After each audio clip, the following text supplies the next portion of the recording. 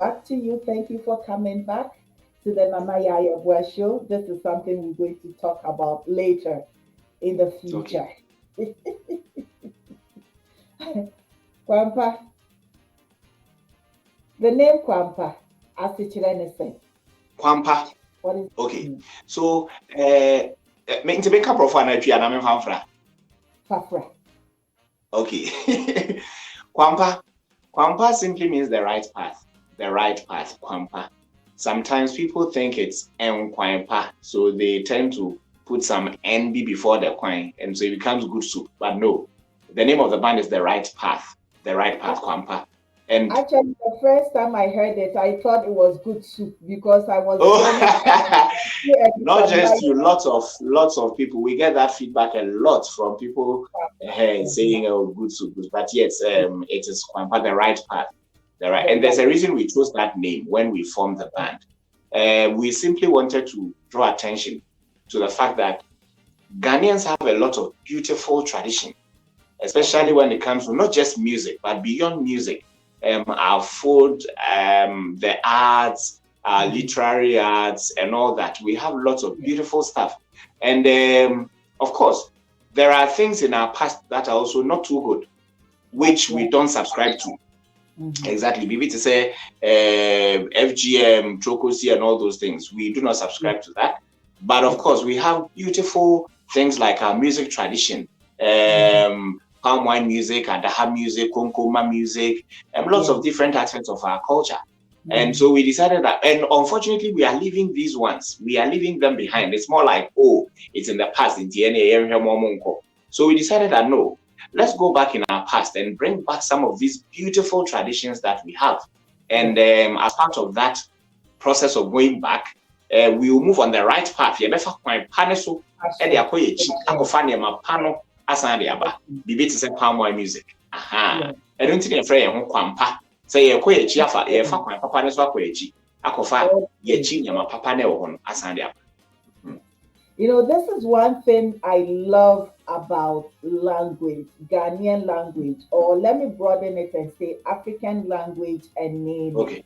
Because when a place is named or a name is given, there is a narrative around exactly and, yes, and that narrative, what I'm hearing sounds so beautiful to my ears, is that it is powerful. It is a powerful narrative that you have added to it. So and then yes, Kwan Pa, so sa Kwan Pa. Amen. Amen. And before we had our little blip earlier, we were talking about, you know, where you were born and where you grew up. So if you don't mind, and you could, you know, yeah. Okay. So I was born in Koforidua, in the eastern region of Ghana, Koforidua. Yes. But because of where my mom worked, she was almost always on transfer. So she'll move here, she'll go there, she'll move here. So I started my education actually. She was with Cocoa Board. Seed production unit. So she was actually with the seed production unit. Okay. Now she's on retirement actually. But she was with the seed production unit. So they'll transfer her to this place, and then now she'll move to this place. After a few years, she'll move. Because of how their system works. So I started my school in Nkoko. Yes. Kwamai Preparatory School. Then I moved to Abitifi because my mom was transferred to Abitifi. So then Abitifi, exactly. So then I continued from class 1 to class 3. That is primary 1 to primary 3 in Abitifi. Abitifi Presby Primary B. Okay. Then I was moved again. Yes. Then I was moved from Abitifi to Akosomo, where then I went to Akosomo International School. Whoa! My kids went to school there for a brief period. Oh, okay. Yes. Okay. So then I was in Akosomo International School from class 4 to JSS 3. Yes. From primary 4 to JSS 3. Yes. Then I was done. I moved to Pope John Senior High in Koforidua. So I went to Koforidua. Yes. Then from Pope John, I went to KNUST. Pope John, I did visual arts in Pope John Senior High School. Okay. So then I moved to KNUST and I did a Bachelor of Fine Arts in painting and sculpture. Yes, Okay. Kwame Nkrumah University of Science and Technology. So I did painting and sculpture, but I majored in sculpture. So I had my first degree in sculpture, Bachelor of Fine Arts in sculpture, BFA sculpture from KNUST. Yes, so fine arts. Then from there I moved to I did a 2-year diploma in education from the University of Education, Winneba. So I did so I did a 2-year diploma in education. And then from there I went back to KNUST and I did a Master of Business Administration in Marketing, so MBA Marketing from School of Business, KNUST. From doing sculpture to education to marketing.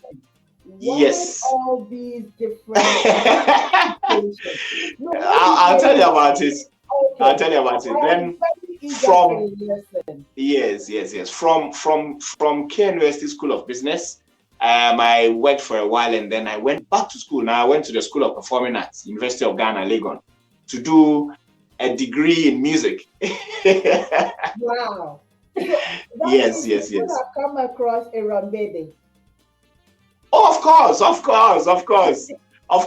Hey, that's my boss. I mean, I started learning to play the xylophone from him. And what other people call the balafon in other parts of Africa, but we call it the jill, the northern jill. So yes, he's I've actually played in his band. So he has a band that was formed. He has a band, the Local Dimension Band. Yes. And the band actually featured Professor Collins. At the time, Professor Collins was in the School of Performing Arts earlier. Professor Collins was part of his band at the very early stages when he formed the band. Yes. And I've also played with him when I was there. I was there from 2015 at the School of Performing Arts. So between 2015 and 2019, I performed with him. I remember we traveled to Wa for a performance with the Local Dimension with his band. And then amazing. The differences and the choices and all that, you do this and you do this and you do that. I think it has to do with interest at various points in time. And yes, in my life. And I think I consider myself an arts person, whether it's fine arts, it's performing arts, I think I am naturally inclined towards the arts, because it's not just music and not just the fine art, the sculpture, but I have also been on stage a number of times as an actor on stage plays. So I'm actually with Roverman Productions, Sanklebo White. And so from 2016 to 2018, I was almost always part of every production. If I'm not on stage, I'm playing with a band. Yes. Now that reminds me, when my next script comes, I know who I'll be looking for. Yeah, so it's either I'm on stage or I am with a band. When I'm with a band in Roverman Productions, I do the saxophone. I play the saxophone with the band and not the guitar. Yes. So yeah, basically that's been when it comes to education and a bit of my background when it comes to music. But all this while, I love music and I was a part of music, because in church you are always with music. I joined this group. I joined the brigade in church. I joined our choir and all that. So I've always been. You have the voice. I joined our high school music group, scholar, whatever, cantorium. And I don't have the voice. I just love music. I'm one of those who love music. My singing is just left to the washroom, all doors closed, nobody me and my shower. Yes, I love music, but it's left behind closed doors. So some of us may love it, but it may not go anywhere. Oh, one of these days, who knows? Please bring it out. You go commercial. Hey, I beg. Yes, beautiful. So I think my follow-up question will be that with all the music genres that are there, and you and these four, you used to be five or four gentlemen, focus on palm wine music. Yes. Yes. Why palm wine music? Okay. So the band was formed in 2017, 31st July 2017. And at the time we formed the band, it was only a Jack Wonimu, and I'll talk about a Jack Wonimu in the subsequent submission. But it was only a Jack Wonimu and his Adadema Gofuma, that is his band. They were the only band fully dedicated towards the performance of palm wine music. And beyond them, we also had the Legon Palm Wine Band. And at the time in 2017, when our band was formed, most of their members were from the School of Performing Arts in Legon, School of Performing Arts. So we had just these two groups, Jack Wonimu and his Adadema Gofuma in Kumasi, and then we had the Legon Palm Wine Band.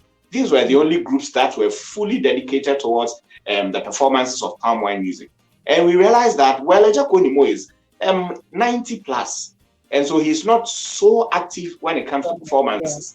So we decided to start this band and kind of also come and help to bridge that gap. We want to kind of bring awareness to ensure the continuity of this music tradition, which is palm wine music. So we started the band right from the beginning as a palm wine band and not as any other band, any other style. There are different styles of music, but right from the beginning we chose palm wine music because we realized that we were losing, if we're not careful, we will lose it.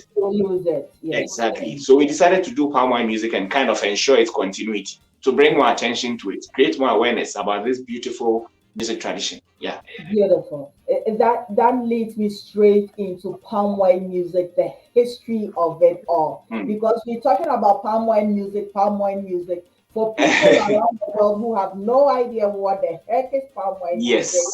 And even for those who know what is palm wine music but have no idea about the history of palm wine music. As the expert in this, could you please history? Yes, it said yes, it's some yes, and there is nothing without a root. Bibiano Intifayako infiti asiano na pipe muchire baby I said yo yabedu afrobeat so in a sense we started for somewhere. Yes. So Ghana, say Ghana, most of the time the very popular music genre or music style that comes to mind is high life. But there are different music styles or music traditions that existed before high life. And as a matter of fact, there are a number of music traditions that influenced the creation of Ghanaian high life. If you look at Ghanaian high life, it's a creation of the late 19th century, early 20th century kind of music. That was somewhere there. By 1923, 1925, we already had the word high life and we had it embedded as part of our popular music. But before that, we had a number of music traditions we enjoyed and which actually influenced Ghanaian high life. And one of them is palm wine music. We call this Seja Senyum in Twi. Seja Senyum. Yes. So if I'm breaking it down into phrases, into we have Ensa Dwa Ase. Oh, I love that. Being Ensa Dwa Ase. So Seja Senyum, palm wine music. Others say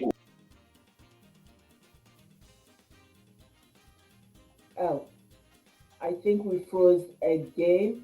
What's the but well, yes. And if you look at where it started as conversation. I see palm wine music as a medium of expression, not just music, but as a medium for expressing oneself. You have our forefathers, they will usually go to their various places of work. The farmers will go to the bush. The hunters will go, the fisher folk, they will also go. Usually when they come back, there are two places they will go to relax and to just talk about how the day went. And usually it is the palm wine joint. The palm wine joint, there were usually two places. It's either the bushes where the palm wine is tapped directly. So they will usually have a hut. Yes, they usually have something like a hut in the bushes where the palm wine is tapped directly. And then they'll go there and they will just hang out with them, talk about issues of life. Or they will also go to the village square. Usually there's a tree. Those days you will always have a big tree where people will just go sit under, relax, and there will always be a beautiful lady selling palm wine. It's either a woman, a middle-aged woman, or a lady, and they usually will go to the bushes, get the palm wine, and bring it to the village square for those who cannot go to the bushes for their palm wine. So they usually have this hut, and you will sit under the hut, you will get your palm wine. It's actually a tree, a big tree. We call it jebia. Jebia in tree, jebia. So they will be under this jebia and they'll talk about issues of life. Now, spontaneously, somebody will raise a song as part of the discussion, but the song that you raise must be connected to the topic being discussed. So if the gathering, they are now talking about, say, poverty, whatever song that is raised by anybody at all at the gathering, it must be related to poverty. And everybody at the gathering, or majority of the people, will join in the chorus and they will sing. So it started as a conversation between people after the hard day's work. We are talking, we are sipping our palm wine, we are talking about that, and then music erupts. And then when the music starts, they join in the chorus. So it wasn't actually a music style. When you said we are talking, the music that just popped into my head was Obra or Sofudan. Is it Obra or Sofudan? Okay. Nana Kwame produce Obra. It's who sang it? We are going, heaven knows where we are going. Oh, that's Osibisa. Osibisa. Wow. Maybe I took baby. Yes. Yes. Okay. Continue, please. That's okay. So, expressing oneself, and then so that we did not actually have the guitar being a part of a palm wine ensemble, or the drum, or a few percussions, all that, and all that. No, but it has evolved into a music tradition, and that music tradition influenced Ghanaian high life. As a matter of fact, I can say that the introduction of the guitar into Ghanaian high life is probably as a result of the influence of Ghanaian palm wine music. We have people like the Kumasi Trio. Actually, the Kumasi Trio had 3 members, and the Kumasi Trio is actually on record the very first palm wine band. The very first palm wine band to record palm wine music in 1928. So in 1928, the Kumasi Trio, even though... Yes, so there were 3 Fantis. There were 3 Fantis, actually. Ironically, the name of the band is Kumasi Trio, but all the band members are Fantis, or were Fantis. But they formed the band in Kumasi. And because they were more like itinerant musicians, they were moving around. So I'm sure that's how come they all met in Kumasi, they formed a band and all that. Yes. So we had come again. Do you know any of their names? Yes. So we have Kwame Asari, also called Jacob Sam. So the same person, Kwame Asari, also called Jacob Sam. He is actually, or he was the band leader actually. So he formed the Kumasi Trio. Okay. And then we had Kwakanta. Okay. Kwakanta. And then we also had Aquabini. Okay. So there were 3 of them. Yeah. Kwame Asari, who is also Jacob Sam. Yeah. And then Kanta. and then Akwabaini. So these three people, they formed the Kumasi Trio, and they were the very first to record a palm wine record, to churn out a body of work, palm wine body of work in 1928. That was the record that had Yamponsa, the very popular Yamponsa. That is, yes. An amazing Yamponsa is still one of the most beautiful songs ever sang. Exactly. Yamponsa is actually now it has become more of the lingua franca of high life music. Now, when we say high life music, when it comes to guitar, as we hear some Amponsa there, and now it has even become the name of a music style, Amponsa. But it's actually a full song. On their record, we had Amponsa 1 and Amponsa 2. So Yamponsa Part 1 and Yamponsa Part 2. Yes, but of course, it has also evolved. So now we have different ways of playing Yamponsa. But yes, so that was their the work of the Kumasi tribe in 1928. And so it has come down. Coming down from their time, we had something we call Adaha music. Now, Adaha music is basically brass music. We have a number of woodwinds. Yes, a number of woodwinds and a number of brass instruments, and then they come together with our local percussions, indigenous percussions, and they play. So it's more like a brass band, but with our local percussion. Wow, we cut off once again whilst the conversation was getting hot and interesting. While there's more to learn about this, I don't think I'm going off live right now. I'm going to wait till he comes back. So I'll take a quick break, and I will be back when Asa returns, and we will continue this conversation about palm wine music in Ghana, and we'll look at the group Kwan Pa and its members and the future of palm wine music in Ghana. It is an interesting conversation. It's packed with a lot of learning about music. So if you're interested in music, please don't go.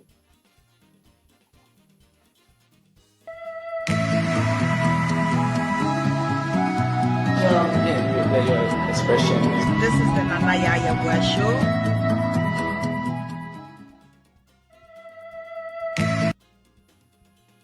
Hi guys, we back. This time I said I wasn't going offline. I am waiting for Kwan Pa because child, this is so much knowledge and information being dropped. Number one, I love stories and I love learning about the history of things. So if you love music, palm wine music, all kinds of music, Afrobeat music, as it is spreading in the world or has become one of the biggest genres of music anywhere in the world. You got to listen to this, at least from the Ghanaian perspective, in the Ghanaian, music history. You're going to learn a lot from this conversation with Asa. You see, Bemena. Welcome back. That is right. It keeps breaking. So maybe we'll try and wrap it up so you could go continue with what you're doing. But am I clear? Can you hear me? Okay, on the guitar. Yes. Okay, then let's do Yamponsa. Yes, let's do Yamponsa on the guitar. So usually we'll have an intro like this.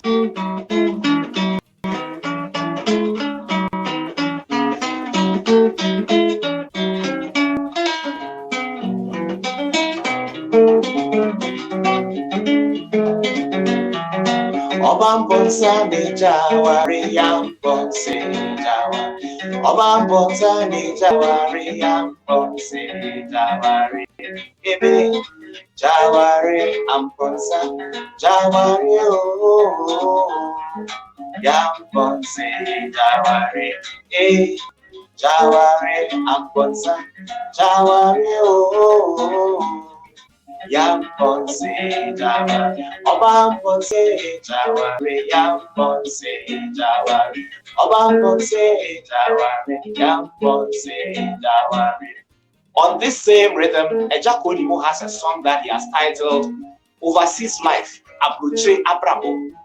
Overseas Life, Abruche Abrabo by Eja Kodimo. This is a song he wrote in 1963 when he went to London for further studies. He did not know anybody in London. And he said after a few days, his friend that he lived with asked him to vacate the place. And so he was torn between coming back to Ghana or remaining in London and facing the weather squarely. And that was when he wrote this song, Overseas Life, Abruchiri Abrabo, on the same Yam Ponsan guitar rhythm. Listen to this.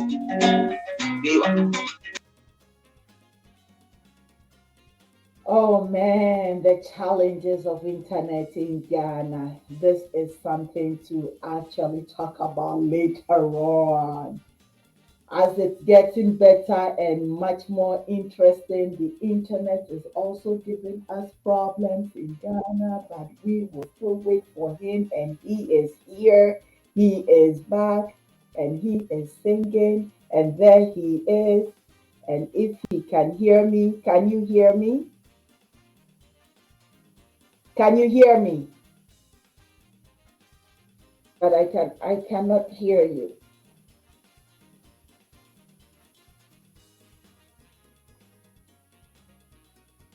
You want to leave and come back into the stream? I'll be waiting.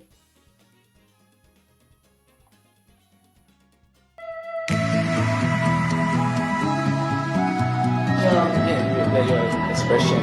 This is the Nana Yeboaa Show.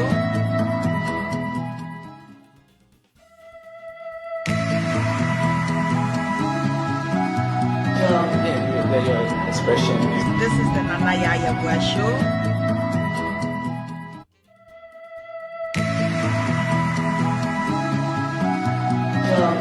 Your expression. This is the Nana Yeboaa Show.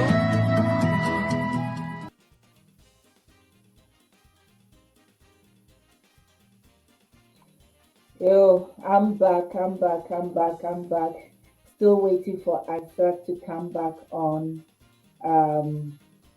He's going to come and we're going to complete this interview. So please bear with me on the Nana Yeboaa Show. I'm your host.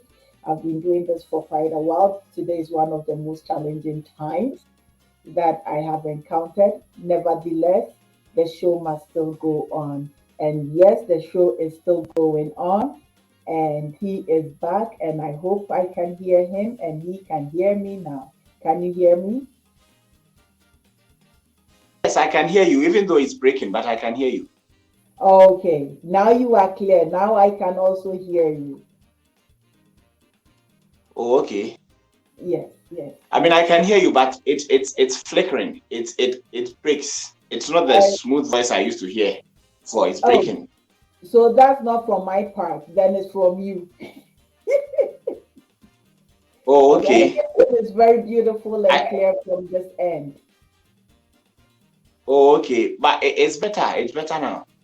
Beautiful. Okay, so please continue. Okay. So the music got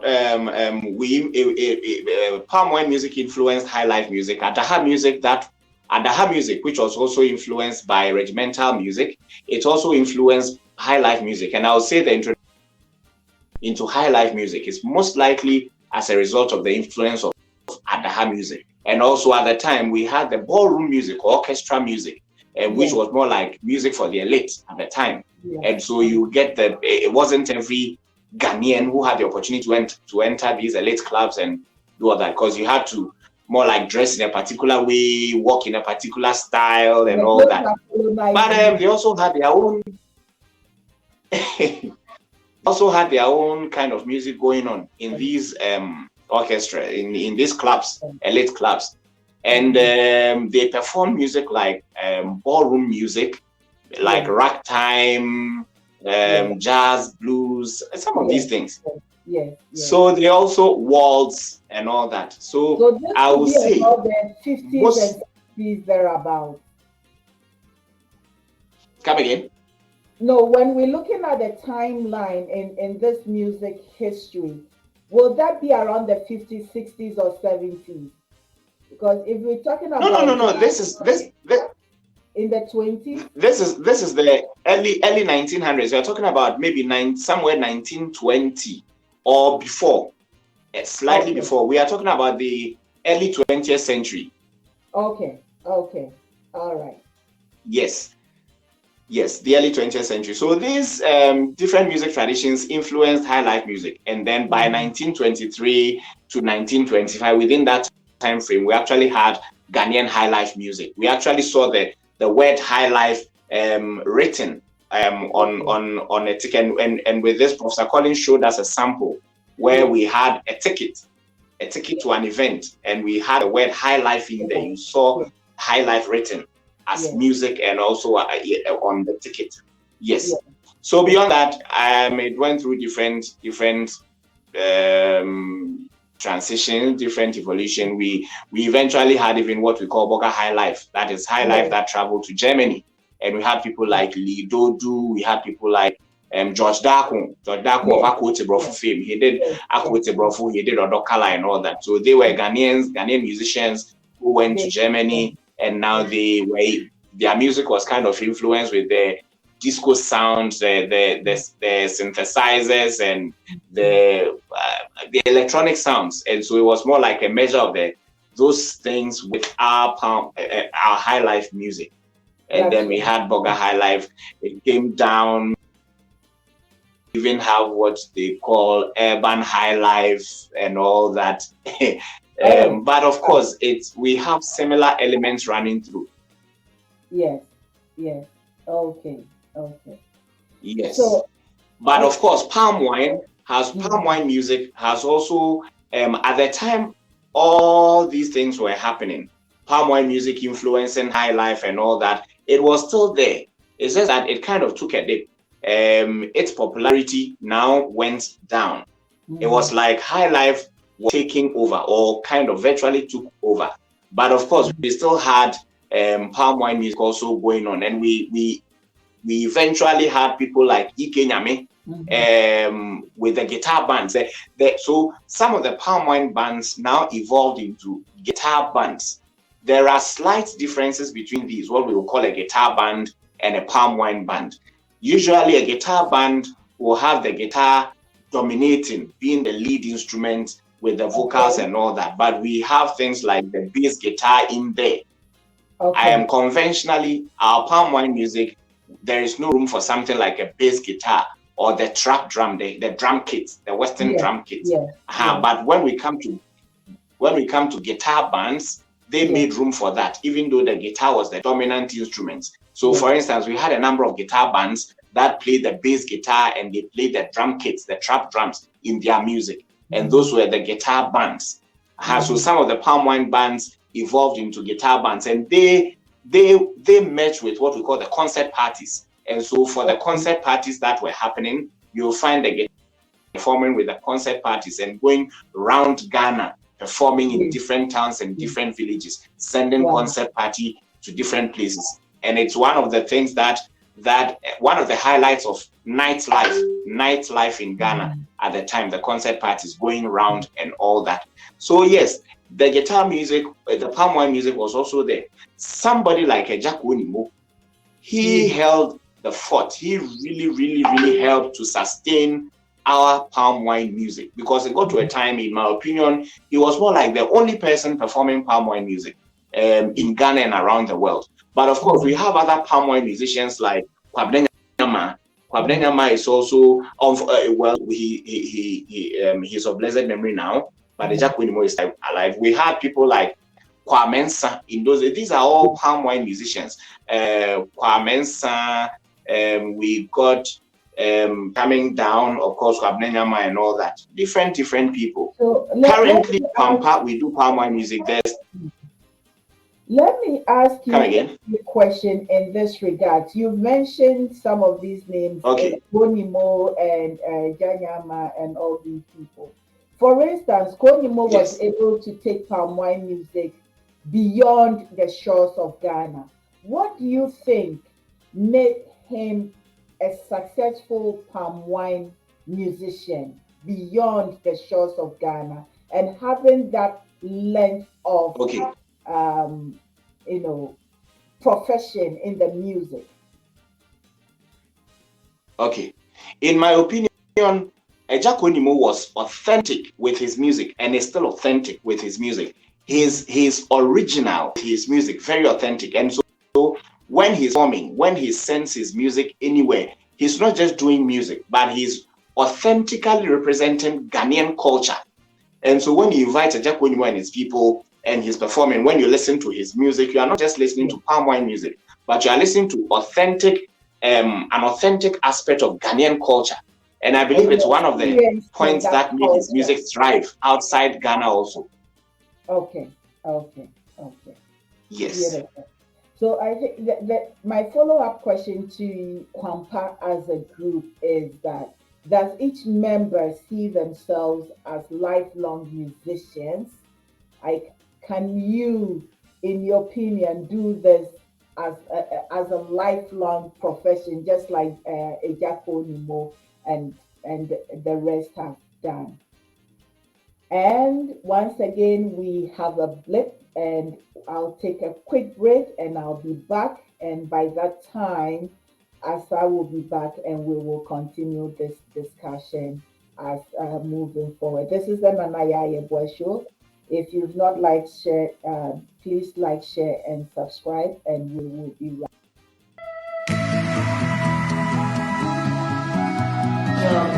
Your expression. This is the Nana Yeboaa Show. Hi viewers, welcome back. We are back. It's challenging, but we refuse to let it deter us. This interview, this conversation will hold. Yes. Whether we like it or not, it is going to hold. Asa, you are not running away. If you run, I will chase you. We are going to have a conversation. The only thing is that we have a performance in the next 33 minutes, and so we'll have to set up. So quickly, let's quickly wrap up because we. So the next question I'm going to ask you is regards to skills and strategies that you guys use to become when you guys are performing. I listen 1 hour. You guys can go 3 hours if you like. Yes. What are some of the skills and strategies that you guys use to become as perfect or as good as you are? If you don't mind anything. Well, perfect. I'll not say we are perfect yet, but we are still trying to be perfect to get there. So usually it's about engaging the people, giving the people what they want. When you are performing to an audience, you look at what they as the band leader, I look at the audience, what they want, and then I try to give them what they want. I try to even do songs in response to their reaction as they listen to you, and it makes them that is what brings out the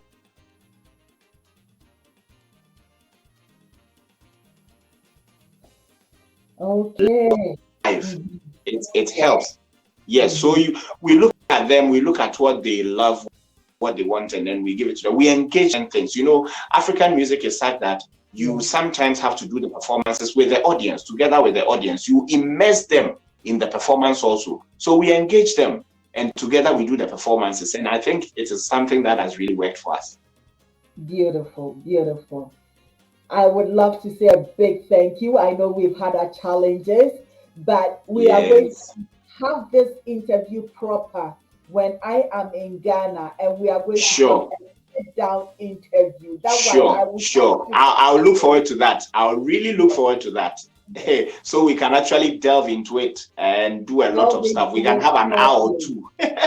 Yes, that is right. That is right.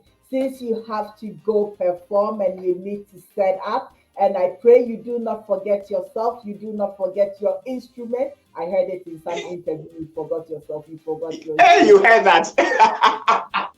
You've really done your research before I this did a little interview. bit of a research. So give us a Wow. little serenade and then go and make merry and keep the palm wine music tradition. All right.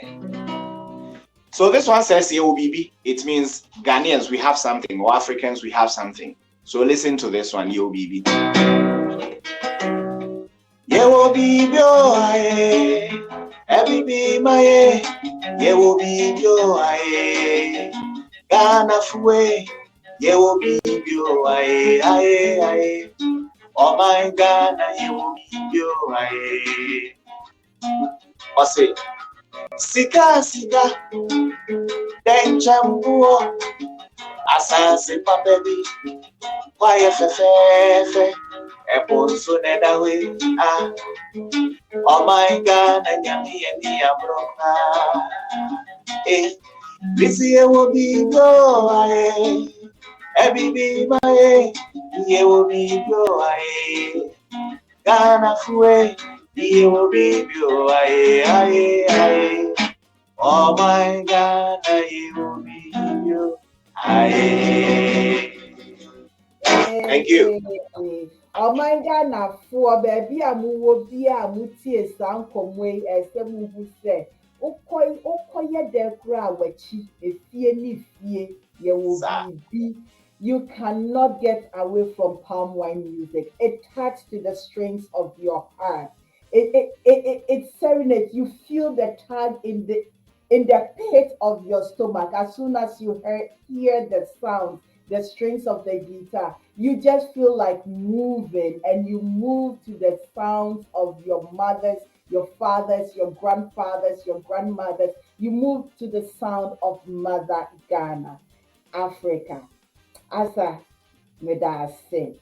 Thank you so much. Thank you so much for watching this interview. My name is Nana Yeboaa, and this has been the Nana Yeboaa Show. Please like, share, and subscribe. And I do apologize for the technical difficulties streaming from Ghana. It has its own challenges, but I do appreciate Asa of the Kwan Pa band to be here with us. He had to jet off. They have a show in Ghana right now. Thank you, viewers. We'll catch up with you. Next video will be a conversation with Dami Ajayi, a physician and a psychiatrist and an author based in the UK. So we'll talk about mental health, we'll talk about poetry, and we will talk about Mother Africa in general. Have a good one. Bye.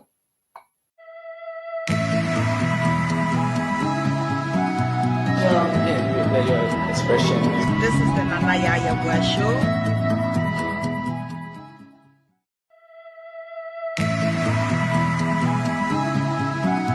Your expression.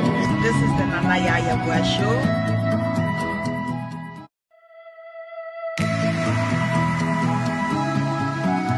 Your expression. This is the Nana Yeboaa Show.